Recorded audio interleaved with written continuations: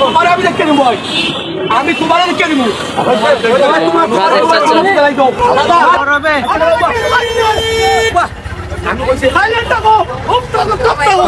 সে আমাকে হুমকি দিচ্ছে, সে আমাকে বলতেছে আমি দেখে নিবে।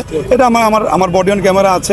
এটাও তাই ভুল করছেন, আমারও ভুল হইছে, কারণ আমরা দেশে থাকি না, আমি 2 সপ্তাহ লাগে আইছি। আমার জন 28 তাই 28 পরে আমি বললাম ভাই দেখো আমার সব কিছু আছে, আমার অফারটা কিতাব উনি মামলা লেগে গেছে। মোটরসাইকেল সিগন্যাল দেওয়ায় পুলিশ সার্জেন্টকে দেখে নেওয়ার হুমকি। বৃষ্টি রোদকে অপেক্ষা করে যারা সড়কের নিরাপত্তা দিয়ে আসছে তারা আসলে কতটুকু নিরাপদ? ভদ্রলোক সাহেব আমার সাথে বলেছে যে সে আইন প্রণয়নকারী, সে আইন তৈরি করছে। না না আপনি হয়তো রাগা মাথা যদি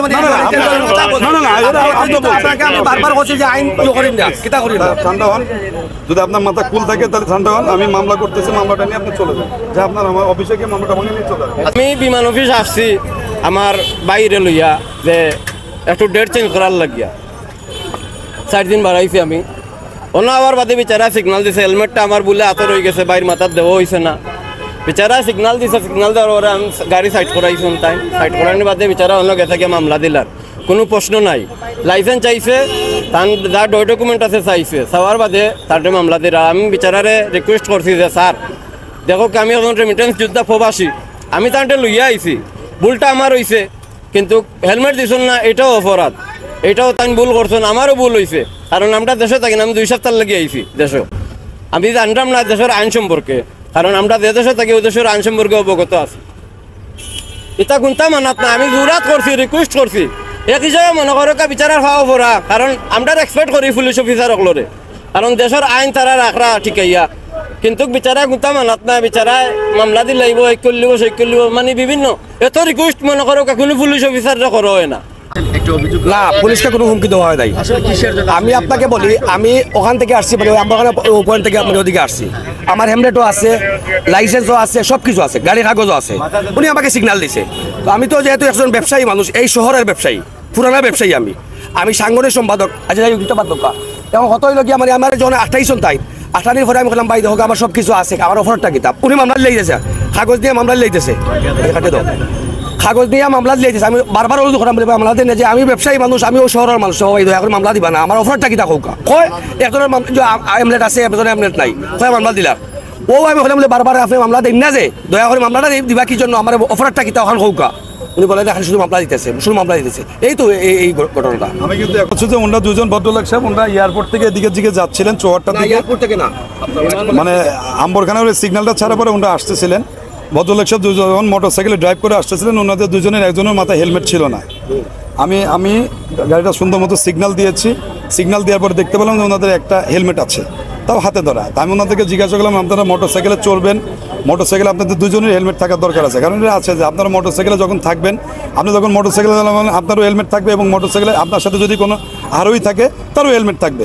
কিন্তু আপনারা দুজনের একজনও মোটরসাইকেল মাথায় হেলমেট দিচ্ছেন না, আবার একজন মোটরসাইকেল ধরে রাখছেন। আমি তাকে বলছি না এটা আইনগত অপরাধ, যেহেতু আপনি মামলা নেবেন। এটা হচ্ছে যা। এর পরবর্তীতে সে আমাকে বলতেছে আমি ব্যবসায়ী মানুষ, সে আমাকে হুমকি দিচ্ছে, সে আমাকে বলতেছে আমি দেখে নিবে। এটা আমার বডি অন ক্যামেরা আছে, এটা আমার রেকর্ডের আছে। উনি আমাকে বলতেছে উনি আমাকে দেখে নিবে। আপনি আইন কিভাবে, আমি আইন প্রণয়ন করেছি, এই বাংলাদেশের যত আইন আছে সব আমি প্রণয়ন করেছি, সে আমি আপনি কিসের মামলা দিবেন আমার অপরাধ করতে। আমি তাকে বললাম যে ভাই আপনার এই সমস্যা, আপনার এই অপরাধ, এই অপরাধে আপনার মামলাটা হবে। এই তার সাথে আমার এত রিকোয়েস্ট, তারপর তার সাথে সে আমার সাথে তর্ক বিতর্ক করেই যাচ্ছে করতেছি। এখন পর্যন্ত সে তার নাম ঠিকানা বলে না, বলে না আমার কাছে লাইসেন্স আছে, সে আমাকে মামলা দেওয়ার মতো সে আমাকে প্রচণ্ড পরিমাণে উত্তেজিত করতেছে। আমি থেকে অবশ্যই সে আইন মামলা হবে, যেহেতু সে সড়ক পরিবহন 2018 অনুযায়ী সে 92 এক ধারায় সে, যেহেতু তারা উভয় হেলমেট ব্যবহার করতে হবে, যেহেতু আছে এটা যে আপনাকে মোটরসাইকেল চালাইতে গেলে পরে অবশ্যই আপনাকে দুজন, যদি আপনার সাথে যদি মোটরসাইকেলে যদি কোনো আরোহী থাকে অবশ্যই দুজনকে হেলমেট ব্যবহার করতে হবে। যেহেতু তাদের, আমি দেখতে পেলাম যে তাদের একটা হেলমেট আছে আর একটা হেলমেট নাই, তাহলে অবশ্যই তারা যেহেতু আছে সড়ক পরিবহন, তারা আইনের যে লঙ্ঘনটা বিধান যেটু ভঙ্গন করেছে, অবশ্যই তাদের এটা মামলা হবে। রিয়াকশন দেখান ট্রাফিকের উপরে। আসলে এই শহরের যে গাড়ির সংখ্যা এবং শহরের যে সড়কের পরিমাণ, এই সড়কের পরিমাণের তুলনায় গাড়ির সংখ্যা অনেক বেশি। সেই ক্ষেত্রে এটাকে ম্যানেজ করা ট্রাফিক পুলিশের জন্য দুরূহ, এবং নগরবাসী যারা আছেন তারাও এই গাড়ি ধীর গতিতে আসলে তারা বিরক্ত প্রকাশ করছেন এবং কখনো কখনো ট্রাফিক পুলিশের উপর উষ্মা প্রকাশ করছেন। তা আমরা যেটি দেখছি যে কিছু কিছু ক্ষেত্রে এরকম ঘটে এবং কখনো কখনো এরকমও হয় যে আমার অফিসারের উপর কেউ আক্রমণও করে বসে।